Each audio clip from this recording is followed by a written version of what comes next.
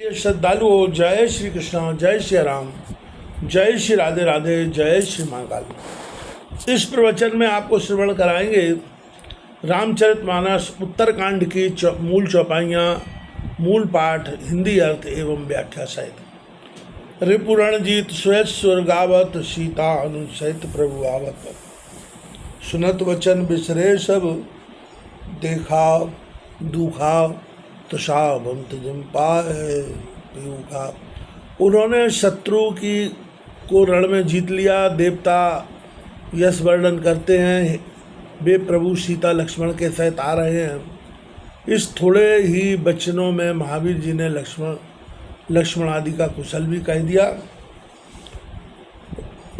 यह वचन सुनते ही भरत जी के सब दुख मिट गए, जैसे प्यासे को अमृत मिल गया। को तुम तात कहते कहाँ ते आए, मोए परम प्रिय बचन सुहाए। मारुत सुत में कपि हनुमाना, नाम मोर सुन कृपा निधाना। हे तात, आप कौन हो, कहाँ से आए हो, मुझे बहुत प्यारे वचन सुनाए हैं। यह सुन महावीर जी बोले, मैं पवन सुत हनुमान बानर हूँ, सुनो कृपा निधान, यही मेरा नाम। दीनबंधु रघुपति किंकर दीनबंधु रघुपति कर किंकर, सुनत वचन भरत बैठे हुए सारद। मिलत प्रेम नहीं हृदय समाता, नयन स्रवत जल पुलकित गाता। दीनों के पालक रघुनाथ जी का मैं दास हूँ। सुनते ही भरत जी आदर से उठकर मिले। मिलते समय प्रेम हृदय में नहीं समाता, नेत्रों से जल टपकने लगा, शरीर के रोए प्रसन्नता से खड़े हो गए। कपि तब दरस सकल दुख बीते, मिले आज मोय राम प्रीते। बार बार पूछी कुछ लाता, तो कहे कहाँ देव मौसम मिलाता।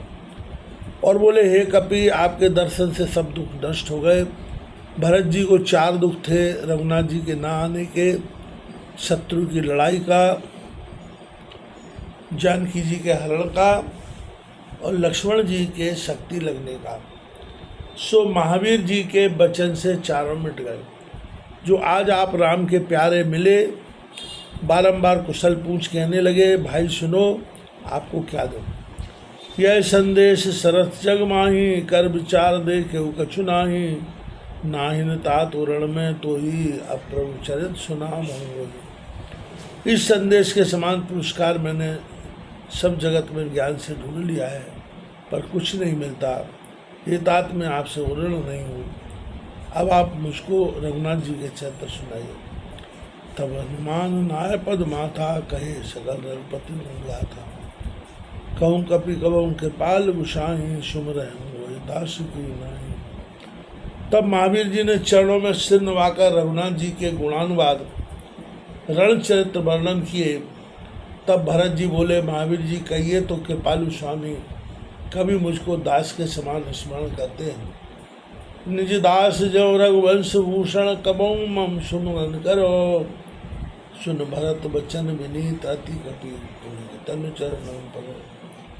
रघुवीर निज मुख जासु गुणगण, कहत अग जगन्नाथ जो। काहे न हुई विनीत भय, पुनीत सद्गुण पाए।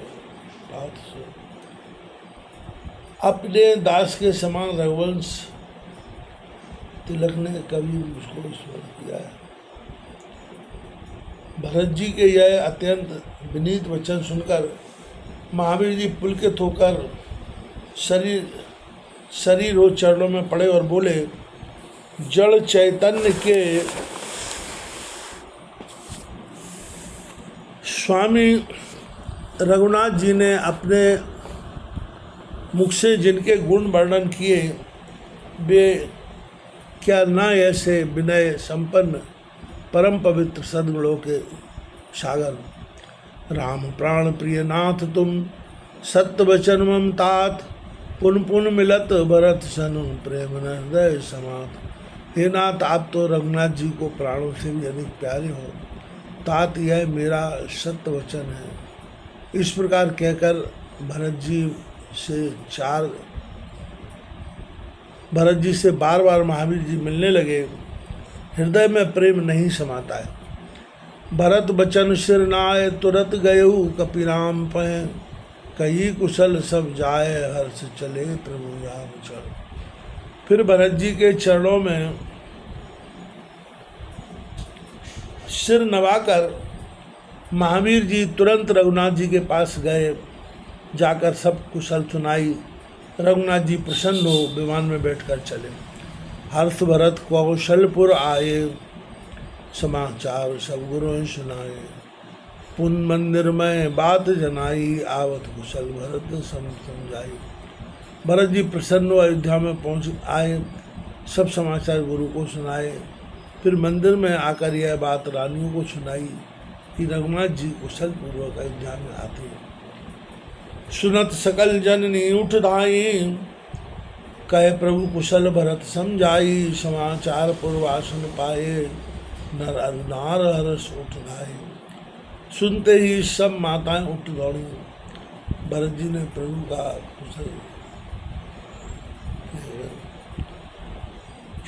सबको समझाया।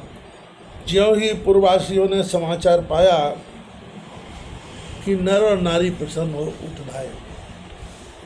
दधि दूबारो चन फल फूला, नव तुलसी दल मंगल मूला। भर भर हेम थार बर, मामिनी गावत चली सिंधुरागमनी। दही दूरबा गौरोचन हल्दी चूर्ण, नारियल सुपारी आम्र केला फूल नए तुलसी पत्र गुलाब कमल इत्यादि मंगल के पदार्थ सोने के थालों में भरकर हस्ती के समान चलने वाली सुंदर स्त्रियां गाती हुई चली। जो जैसे तैसे उठ धावें, बाल वृद्ध को संग न लावें। एक एक सन पूछें धाई, तुम देखे दयाल रघुराई। जो लोग जैसे बैठे हैं वैसे ही उठ दौड़ते हैं, बाल वृद्धों साथ नहीं लेते। बालकों का छोड़ना स्वार्थ त्याग है। ठीक है, वृद्ध का छोड़ना परमार्थ त्याग है, अर्थात रघुनाथ जी की प्रीति में स्वार्थ परमार्थ को छोड़ दिया। अथवा वृद्ध और बालक कहते हैं कि हमें संग ले लो, तो उनको भी कोई साथ नहीं लेते। एक तरफ से दौड़कर पूछते हैं, तुमने दया सागर रघुनाथ जी को देखा है? अवध प्रभु प्रभु आवत जानी, भई सकल शोभा की खानी। भई सरयू अति निर्मल नीरा, भय सुहावन त्रिविध समीरा। श्री अयोध्या जी प्रभु को आते देखकर सब शोभा की खानी हो गई। सरयू अत्यंत निर्मल जल वाली हो गई। शीतल मंद सुगंध पवन चलने लगा।